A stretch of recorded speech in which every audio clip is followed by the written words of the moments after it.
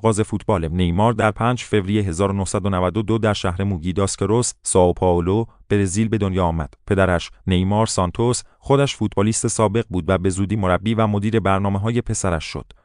نیمار از کودکی علاقه زیادی به فوتبال داشت و استعدادش خیلی زود نمایان شد.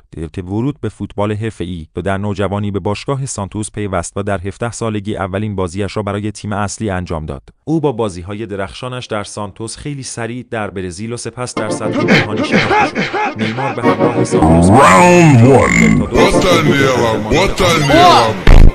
انتقال به بارسلونا در سال 2013 نیمار با قراردادی به باشگاه بارسلونا اسپانیا با مسی و سوارز مثلث مرگبار MSN را تشکیل داد. او با این تیم قهرمان لالیگا، کوپا دل ری و لیگ قهرمانان اروپا شد. فصل 20 14 20 15 انتقال به پاریس سن ژرمن PSG در سال 2017.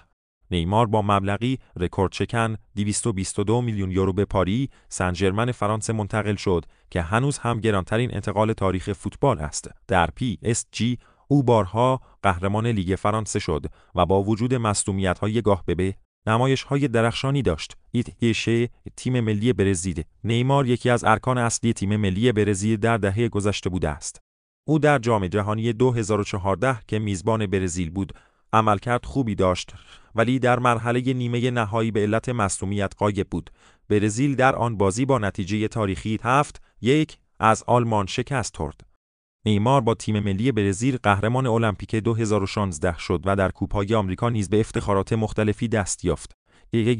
زندگی شخصی و سبک بازی.